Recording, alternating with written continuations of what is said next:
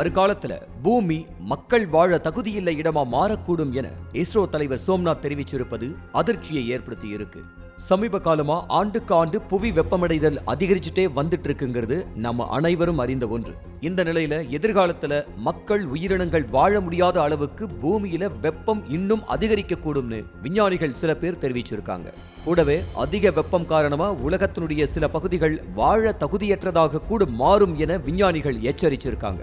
இந்த நிலையில சமீபத்துல நிகழ்ச்சி ஒன்றில் பேசிய இஸ்ரோ தலைவர் சோம்நாத் வருங்காலத்துல பூமி வாழ தகுதியில்லாத இடமாக மாறக்கூடும்னு எச்சரிச்சிருக்காரு. இதன் காரணமாவே புதன் வெள்ளி கோள்கள் ஆய்வு செய்ய வேண்டிய கட்டாயத்துல மனித சமூகம் இருக்கிறதாவும் அவர் தெரிவிச்சிருக்காரு.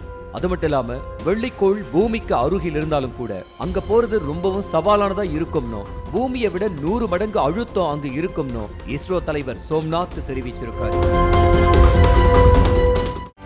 செய்திகளை உடனுக்குடனும் துல்லியமாகவும் தெரிந்து கொள்ள சப்ஸ்கிரைப் பண்ணுங்க.